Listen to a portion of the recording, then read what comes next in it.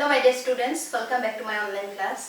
तो last class में जैसे कि मैं बोली थी, आज मैं डिस्कस करने जाऊंगी हम लोगों का जो एजुकेशन एक्ट है, secondary education act of Assam 1961 में हुआ था। और लास्ट क्लास में हम लोग डिस्कस किए थे कि एजुकेशन सिस्टम में क्या क्या डेवलपमेंट हुआ था आफ्टर इंडिपेंडेंस।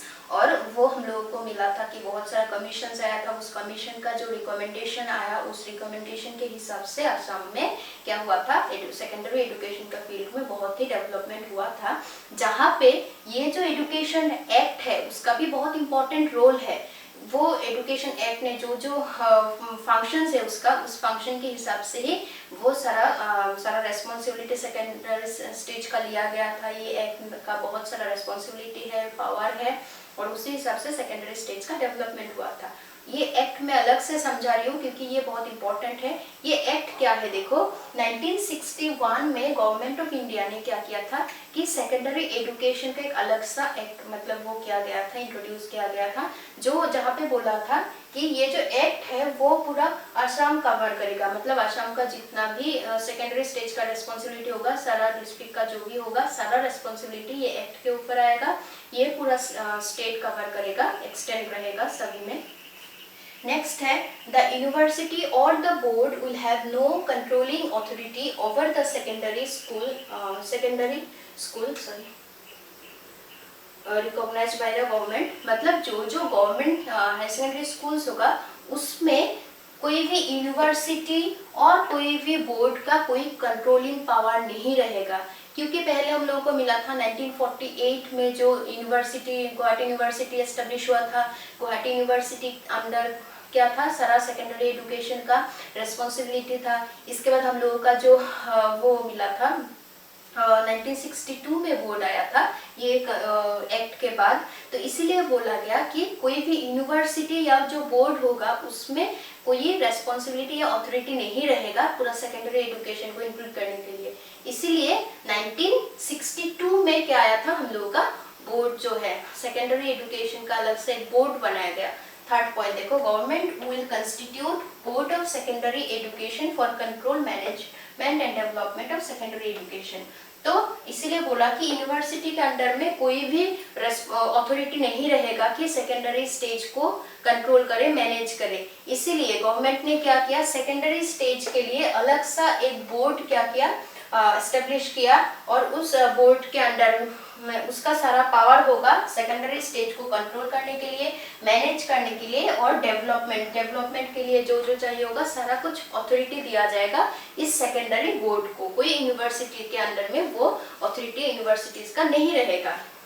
नेक्स्ट है, the secretary of the board will be appointed by the government. और ये बोर्ड का जो सेक्रेटरी होगा वो स्पेशली अपॉइंट किया जाएगा bye the government of India. तो ऐसे मेनली ये एक्ट एस्टेब्लिश करने के बाद ये सारा रिकमेंडेशन दिया गया था कि ये एक्ट कैसा होगा, इसका रेस्पॉन्सिबिलिटी क्या होगा, ये एक्ट क्यों बनाया जा रहा है। ठीक है, फर्स्ट मिला ये पूरा असम में वो एक्सटेंड रहेगा। इसके बाद कि यूनिवर्सिटी और लोकल बोर्ड्स का जो पहले अथॉरिटी दिया गया था सेकेंडरी स्टेज को कंट्रोल करने के लिए, वो अथॉरिटी अब नहीं रहेगा। इसीलिए by special notice government of India ने क्या किया था, अलग सा सेकेंडरी स्टेज का एक बोर्ड कंस्टिट्यूट किए थे। और उस बोर्ड के अंडर में सेकेंडरी स्टेज का सारा कंट्रोलिंग अथॉरिटी, मैनेजमेंट, सारा कुछ इसमें क्या होगा, डेवलपमेंट सेकेंडरी स्टेज का सारा उसके ऊपर रेस्पॉन्सिबिलिटी दिया जाएगा, अथॉरिटी रहेगा उन बोर्ड का। और ये बोर्ड का जो सेक्रेटरी होगा वो अपॉइंट करेंगे गवर्नमेंट ऑफ इंडिया। ठीक है, तो इसके बाद हम लोगों का जो मेन टॉपिक है कि इसका फंक्शन क्या है। ये तो एक्ट के बारे में बोला गया। नेक्स्ट, इस एक्ट का फंक्शन क्या है, power and functions of the act of 1961। ये 1961 में अपॉइंट किया गया, एस्टेब्लिश किया गया था, और 1962 से ये पास हुआ 1962 में। नेक्स्ट हम लोग देखते हैं पावर एंड फंक्शन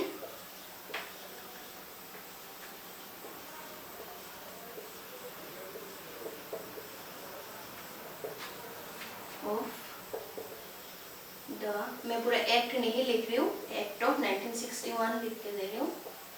तो यहाँ पे ना तुम लोग का बुक में बहुत सारा, इसमें 20+ तुम लोग का यहाँ पे पावर एंड फंक्शन के बारे में दिया गया है, तो इतना सारा तो लिखने का वो नहीं है, बहुत मतलब जगह भी नहीं होगा और पॉसिबल भी नहीं है 20 पावर और फंक्शन तुम लोग लिखो। जो जो मेन है वो मैं डिस्कस करूंगी, ठीक है।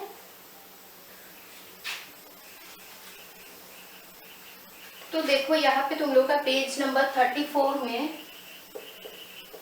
पेज नंबर 34, यहाँ बहुत सारा पावर एंड फंक्शंस के बारे में, जैसे कि मैं बोली हूँ यहाँ पे टोटल है 22, तो 22 लिखने का तो ये जगह नहीं होगा या पॉसिबल भी नहीं है, इसलिए मैं देखो एक एक पॉइंट में तुम लोगों को समझा के देती हूँ। फर्स्ट बोला गया था board will prepare the curriculum for secondary and higher secondary education. तो ये जो बोर्ड है सेकेंडरी एजुकेशन एक्ट के हिसाब से एक जो बोर्ड अलग सा सेकेंडरी स्टेज का बोर्ड होगा, वो बोर्ड क्या करेगा, हम लोग का जो curriculum secondary and higher secondary का जो करिकुलम होगा वो करिकुलम कंस्ट्रक्शन कौन करेगा, ये पावर। तो फर्स्ट मैं इसी ही पॉइंट लिख दे रही हूँ, करिकुलम। तो हम लोगों का करिकुलम जो है ये इसके अथॉरिटी किसका है, ये जो एक्ट आया 1961 में, इसका अथॉरिटी है कि करिकुलम कंस्ट्रक्शन और प्रिपरेशन करिकुलम का वो करे। सेकंड है examination will be conducted on the basis of the curriculum. तो ये करिकुलम के बेसिस पे ही क्या होगा, एग्जामिनेशन कंडक्ट किया जाएगा, examination on the basis of curriculum. तो जैसे कि तुम लोगों का जो करिकुलम है उसी करिकुलम के बेसिस पे ही एग्जाम होता है, मतलब करिकुलम का बाहर का कुछ क्वेश्चन आउट ऑफ सिलेबस तुम लोगों को कुछ नहीं मिलता है। तो ऐसे ही बोला गया कि करिकुलम का जो करिकुलम होगा उसके बेसिस पे ही क्या होगा, हम लोग का एग्जामिनेशंस होगा। थर्ड पॉइंट है permission will be granted to appear examination who have completed their course, if anybody violate the rules they will be punished. तो जैसे कि जो रूल्स रेगुलेशन है वो रूल्स रेगुलेशन जो स्टूडेंट मानते हैं उन लोगों को एग्जाम देने के लिए अलाउ किया जाएगा, और जो लोग वो रूल्स रेगुलेशन वायलेट करेंगे उन लोगों को पनिश किया जाएगा। ये बहुत इजी है। नेक्स्ट है रिजल्ट विल बी डिक्लेयर्ड। तो जो एग्जामिनेशन होगा, एग्जामिनेशन के बाद रिजल्ट डिक्लेयर किया जाएगा, ये भी ये एक्ट करेगा।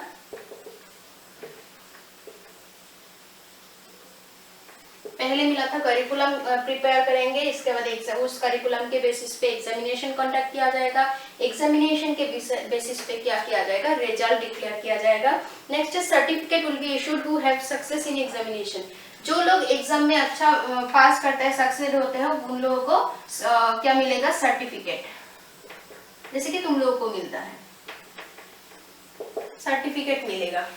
नेक्स्ट है rules and regulation of admission of examination will decide bye the board along with the structure. तो जितना भी एडमिशन प्रोसीड्यूर है, इसके बाद पास करने के बाद एडमिशन प्रोसीड्यूर भी क्या होगा, इसके अंडर में ही रहेगा। रूल्स रेगुलेशन क्या होगा, फीस कितना होगा, सारा प्रोसीड्यूर इसके अंडर में आएगा। एक एक पॉइंट है बस। Provision of scholarship and prizes will be fixed by the board and distributed. इसके बाद हम लोगों को मिला स्कॉलरशिप।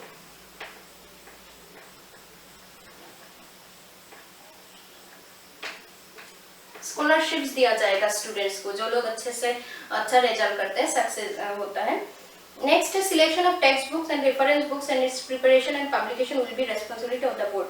तो जितना भी हम लोग का टेक्स्ट बुक है, preparation and publication, preparation and publications of text book। तो देखो यहाँ पे 1 2 3 4 5 6 7 हो गया। तो इसे जितना भी सेकेंडरी स्टेज का रेस्पॉन्सिबिलिटी, मेनली सेकेंडरी स्टेज का रेस्पॉन्सिबिलिटी क्या क्या होता है, पहले है हम लोग का एग्जाम कंडक्ट करना, करिकुलम प्रिपेयर करना, टेक्स्ट बुक प्रिपेयर करना, पब्लिश करना, सारा कुछ मतलब इसके अंडर में ही आएगा। सारा पावर किसके ऊपर है, ये जो एक्ट है 1961 में जो एक्ट आया था, उस एक्ट के अंडर में सारा रेस्पॉन्सिबिलिटीज है। रिजल्ट डिक्लेयर करना, सर्टिफिकेट देना, एडमिशन देना, स्कॉलरशिप देना, सारा कुछ रेस्पॉन्सिबिलिटी ये एक्ट के ऊपर है। और भी बहुत सारा है इसमें, सारा तुम लोगों को इतना नहीं चाहिए। Board will examine and study the problems of secondary education. Secondary education का क्या क्या प्रॉब्लम है,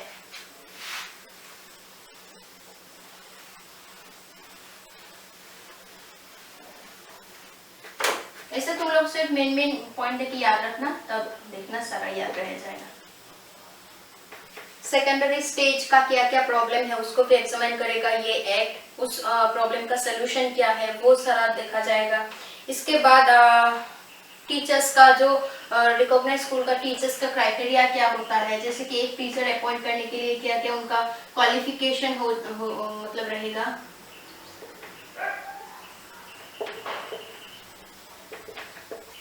टीचर्स का क्राइटेरिया, इसके बाद बहुत सारा है, उतना नहीं चाहिए, यहाँ हम लोग का 10 हो गया। तो मेनली ये सारा हम लोगों का पावर एंड फंक्शन मिला कि जो हम लोगों का 1961 में जो एजुकेशन एक्ट आया था असम में, वो सारा पावर एंड फंक्शन हम लोग का रहेगा कि क्या करेंगे वो लोग। पहले हम लोगों को मिला था कि वो लोग करिकुलम कंस्ट्रक्ट करेंगे, इसके बाद करिकुलम कंस्ट्रक्ट करने के बाद उस करिकुलम के बेसिस पे एग्जाम कंडक्ट किया जाएगा, उस एग्जाम के बेसिस पे रिजल्ट डिक्लेयर किया जाएगा, रिजल्ट के बेसिस में सर्टिफिकेट दिया जाएगा, स्कॉलरशिप्स दिया जाएगा। इसके बाद एडमिशन प्रोसीड्यूर जो है वो लोग डिसाइड करेंगे। 1961 का जो एक्ट है वहाँ का जो चेयरमैन है, अलग अलग मेंबर है, सेक्रेटरी है, सब लोग मिलकर वो सारा डिसीजन लेंगे। इसके बाद हम लोगों को मिला था स्कॉलरशिप दिया जाएगा, सर्टिफिकेट, और सेकेंडरी स्टेज का कुछ भी प्रॉब्लम होने से वो प्रॉब्लम को एग्जामिन करना, डिटेल्स में स्टडी करना और उसका सोल्यूशन क्या है वो सारा सोल्यूशंस प्रोवाइड करना। इसके बाद टीचर्स का क्राइटेरिया, टीचर्स को कैसे अपॉइंट किया जाए, नंबर ऑफ टीचर्स कितना अपॉइंट किया जाएगा, मतलब सारा रेस्पॉन्सिबिलिटी किसके ऊपर है, 1961 का जो एक्ट आया था उसके ऊपर था। और सॉरी 1961 का वो एक्ट के ऊपर नहीं, उस एक्ट के हिसाब से जो बोर्ड हम लोगों का बना था उस बोर्ड के ऊपर सारा क्या होगा, ये सारा रेस्पॉन्सिबिलिटी रहेगा। ठीक है, तो बस यही है हम लोगों का एक्ट के बारे में। पहले एक्ट क्या है वो समझा चुकी हूँ, और ये है पावर एंड फंक्शंस। नेक्स्ट हम लोगों का इस चैप्टर का जो लास्ट टॉपिक है, problems of secondary education in Assam, वो क्या है देखते हैं। बहुत इंपॉर्टेंट है हम लोग का असम का सेकेंडरी एजुकेशन सिस्टम जो है क्या क्या प्रॉब्लम फेस कर रहा था वो सारा देखो।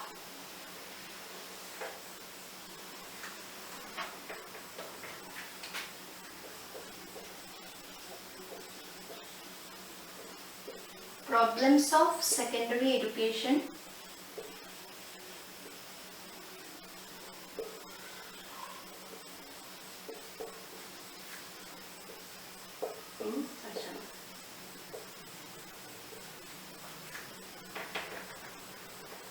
तो ये सारा प्रॉब्लम्स क्या है हम लोग देखते हैं। तो फर्स्ट है lack of mass appeal. Mass appeal मतलब क्या है कि जो सोसाइटी के जो लोग थे, समूह मतलब समुदाय जो हम लोग बोलते हैं, सारे लोग, तो वहाँ पे उन लोगों का ये सेकेंडरी स्टेज को लेके ज़्यादा इंटरेस्टेड नहीं दिखा रहे थे। वो लोग उतना मतलब मेनली इंपॉर्टेंस दे रहे थे कि प्राइमरी एजुकेशन की बच्चा सभी बच्चा स्कूल जाए।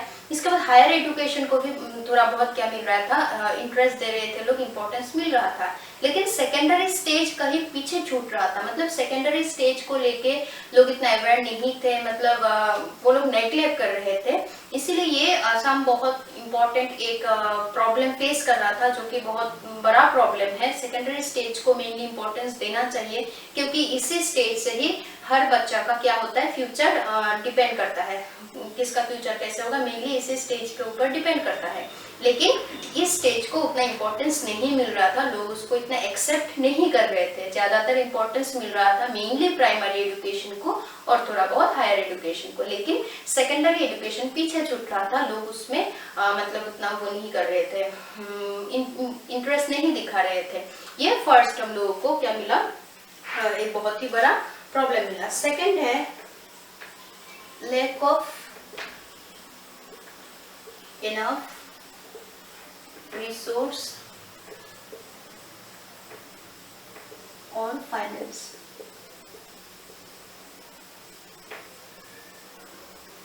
तो ये तो आजकल भी प्रॉब्लम चल रहा है, जैसे कि हम लोग का असम का जो एजुकेशन सिस्टम है इतना डेवलप नहीं हो रहा है, क्योंकि हम लोग का रिसोर्स इंफ्रास्ट्रक्चर अभी भी बहुत कम है। मतलब फाइनेंशियल प्रॉब्लम तो है ही, जो फाइनेंस जितना वो देना चाहिए सेकेंडरी स्टेज को डेवलप करने के लिए। देखो किसी भी काम पूरा सक्सेसफुल करने के लिए, प्लान को सक्सेसफुल करने के लिए मेनली क्या चाहिए आजकल, पैसा। पैसा होने से ही डेवलपमेंट हो सकता है सेकेंडरी फील्ड का।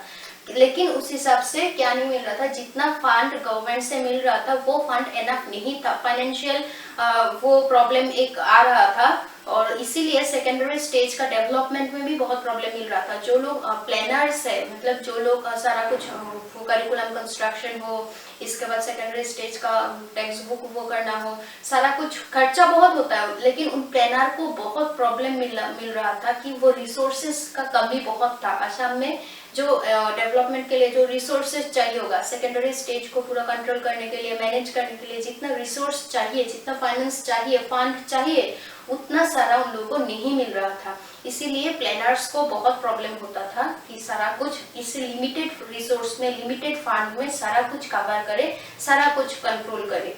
तो ये एक बहुत इंपॉर्टेंट प्रॉब्लम है, लैक ऑफ एनफ रिसोर्स और फाइनेंस। नेक्स्ट हम लोगों को एक मिला है अनप्लान्ड एक्सपांशन। अनप्लान्ड एक्सपांशन मतलब पहले स्कूल को नंबर ऑफ स्कूल कॉलेज बहुत ही कम था, लेकिन जब उसका इम्पोर्टेंस सब लोग समझने लगे तब गवर्नमेंट स्कूल कॉलेज तो थे ही, इंडिपेंडेंस के बाद बहुत सारा स्कूल कॉलेज बनाया गया है, एस्टेब्लिश किया गया है। उसके साथ साथ प्राइवेट स्कूल कॉलेज भी बहुत एस्टेब्लिश होने लगे, बहुत सारा प्राइवेट स्कूल कॉलेज भी सोसाइटी में रहने लगा। तो उससे क्या हो रहा है, अनप्लान्ड एक्सपांशन मतलब बिना प्लान का इतना एक्सपांड हो रहा था, तो सिस्टमेटिकली वो सिस्टम नहीं चल रहा था। सेकेंडरी स्टेज में कितना एरिया का कितना स्टूडेंट्स है, उस हिसाब से कितना स्कूल्स चाहिए, उससे बहुत सारा ज्यादा हो रहा है। देखो हम लोगों का ही देखो, ये सिलचर में कितना सारा school college, private school college है, गवर्नमेंट को छोड़ो प्राइवेट ही कितना सारा है। तो वैसे ये ज्यादा एक्सपांड हो जाने से क्या प्रॉब्लम हो रहा था, सारा कंट्रोलिंग पावर जिसके ऊपर था, जिन लोगों के ऊपर मैनेज करने का वो कंट्रोलिंग वो था, अथॉरिटी था, उन लोगों को बहुत प्रॉब्लम मिल रहा था कि इतना एक्सपांड हो रहा था, जो इतना जरूरत नहीं है, जितना स्कूल कॉलेज चाहिए था उससे बहुत ज्यादा वो स्कूल कॉलेज बन रहा था। ये भी एक इम्पोर्टेंट बहुत वो है प्रॉब्लम है। नेक्स्ट है इम्प्रॉपर और इनएप्रोप्रिएट बोल सकते हो, इनएप्रोप्रिएट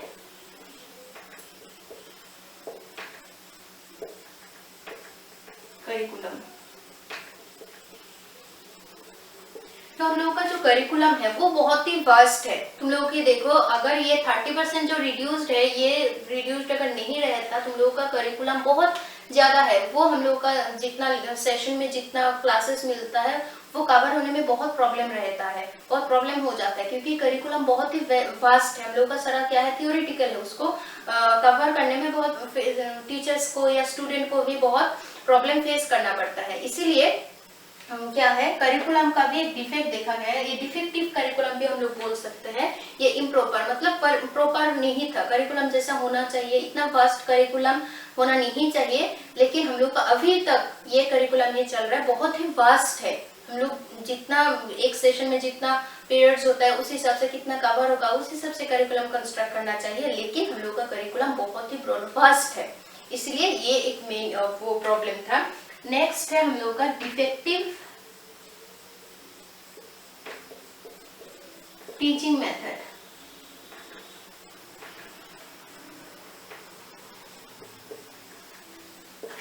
हम लोग का जो टीचिंग मेथड है वो भी डिफेक्टिव है। जैसे कि हम लोग मेनली लेक्चर मेथड यूज करते हैं, लेकिन एजुकेशन का टीचिंग का बहुत सारा मेथड होता है, project method, narration method, discussion method, demonstration method, ऐसे बहुत सारा सेमिनार मेथड, बहुत सारा क्या है मेथड ऑफ टीचिंग है। लेकिन हम लोग का जो टीचर्स है मेनली क्या करते हैं, लेक्चर मेथड का यूज ज्यादा करते हैं। तो उससे क्या होता है, स्टूडेंट्स भी थोड़ा उन लोगों को बोर लग जाता है। मतलब कितना लेक्चर, थियोरिटिकल क्लास में ऐसे ही बच्चों का थोड़ा बोर लग जाता है। उससे क्या होता है, लेक्चर देने से और भी उन लोगों का मतलब मोनोटोनियस हो जाता है पूरा वो एजुकेशन सिस्टम। इसीलिए बोला गया था कि अलग अलग टीचिंग मेथड वो एडॉप्ट करना चाहिए, टीचर्स को अलग अलग मेथड ऑफ टीचिंग एडॉप्ट करना चाहिए, ताकि सेकेंडरी स्टेज का जो वो है टीचिंग है वो इंटरेस्टिंग लगे, सभी स्टूडेंट उसमें इंटरेस्टेड रहे। लेकिन हम लोग का वैसा नहीं था, हम लोग का जो टीचिंग मेथड था वो भी डिफेक्टिव था। नेक्स्ट है डिफेक्टिव टेक्स्ट बुक।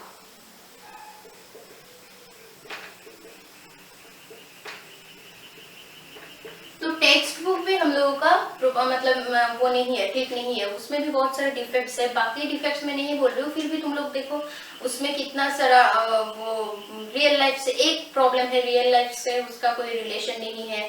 और भी हम लोग अगर पब्लिकेशन में देखने जाए तो प्रिंटिंग मिस्टेक होता है, टाइपिंग मिस्टेक बहुत सारा रहता है, उसका बाइंडिंग अच्छा नहीं है, ये सारा तो छोटा मोटा है। फिर भी रियल लाइफ के साथ उसका कोई जो पढ़ाया जाता है, जो नॉलेज दिया जाता है बुक में, उसमें क्या नहीं है। हम लोग का टेक्स्ट बुक का जो नॉलेज मिलता है और रियल लाइफ में कुछ अलग मिलता है। और फिर टेक्स्ट बुक्स का बाकी ये छोटा मोटा प्रॉब्लम तो है ही, ये सारा लेके टेक्स्ट बुक भी सेकेंडरी स्टेज का ठीक नहीं है, उसमें भी बहुत सारा प्रॉब्लम फेस करना पड़ रहा था। नेक्स्ट है lack of trained teacher।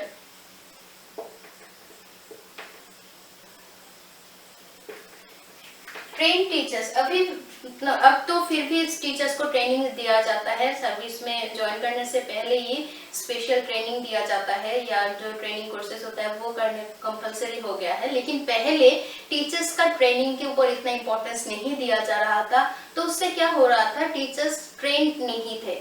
तो जैसे कि मैं पहले भी बोल चुकी हूँ कि सेकेंडरी स्टेज हो या कोई भी एजुकेशन सिस्टम का डेवलपमेंट मेनली डिपेंड करता है किसके ऊपर, qualities of teachers. Teachers quality कैसे है, अगर टीचर्स का क्वालिटी अच्छा नहीं है, अगर टीचर ट्रेंड नहीं है, तो क्या होगा, वो असर पड़ेगा पूरा एजुकेशन सिस्टम के ऊपर। तो पहले ये सब प्रॉब्लम हो रहा था, वो ट्रेन टीचर्स का बहुत ही कमी मिल रहा था, वो एक इम्पोर्टेंट प्रॉब्लम है। और एक है हम लोगों का डिफेक्टिव इवैल्यूएशन सिस्टम।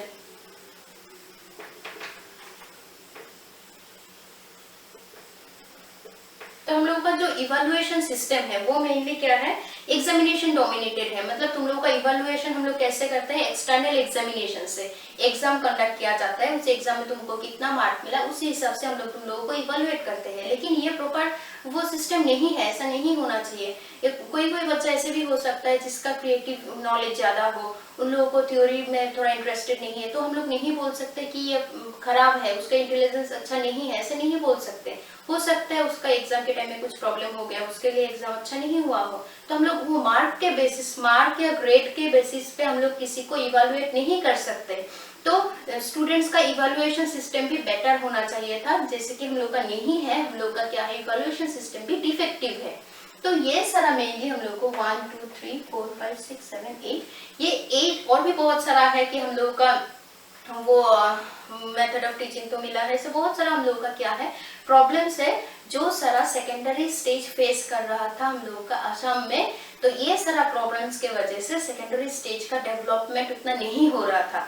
इसके लिए ये प्रॉब्लम्स का सोल्यूशन क्या होना चाहिए, ये प्रॉब्लम कैसे सॉल्व किया जाए, इसके लिए भी बहुत सारा मेजर्स या हम लोग बोल सकते हैं वो सोल्यूशंस दिया गया था। मैं इतना डिटेल्स में बहुत सारा नहीं चाहिए, जैसे कि यहाँ पे बोला गया था कि लोग इंटरेस्टेड नहीं थे, इसलिए लोगों को ज्यादा अवेयर करने के लिए कुछ अवेयरनेस कैंप होना चाहिए। यहाँ पे हम लोग बोल सकते हैं अवेयरनेस कैंप, ये तुम लोग खुद से भी लिख सकते हो। अवेयरनेस कैंप होने से क्या होगा, लोग क्या करेंगे, उसमें ज्यादा इंटरेस्टेड रहेंगे। या कुछ स्कॉलरशिप, अगर ऐसे बोला जाए कि सेकेंडरी एजुकेशन जो लोग लेंगे उन लोगों को स्कॉलरशिप दिया जाएगा गवर्नमेंट से, तो क्या होगा, लोग उसमें इंटरेस्टेड रहेंगे, तो सभी एजुकेशन सेकेंडरी एजुकेशन लेने में इंटरेस्टेड रहेंगे। ऐसे बहुत सारा सोल्यूशन दे सकते हैं। नेक्स्ट है हम लोगों का जो एनफ रिसोर्स और फाइनेंस है, उसमें क्या हो सकता है, मेनली स्टेट गवर्नमेंट हो या स्टेट गवर्नमेंट या सेंट्रल गवर्नमेंट क्या कर सकते हैं, उसमें फंड देना चाहिए, जितना चाहिए एनफ फंड हम लोगों को प्रोवाइड करना चाहिए। स्टेट गवर्नमेंट हो, इसके बाद सेंट्रल गवर्नमेंट हो या लोकल अथॉरिटी जो लोग हैं, सब लोग क्या कर सकते हैं, फंड प्रोवाइड कर सकते हैं, जिससे ये जो हम लोगों का प्रॉब्लम है फाइनेंशियल, जो हम लोगों का एक कमी हमेशा होता है, वो सॉल्व हो जाएगा।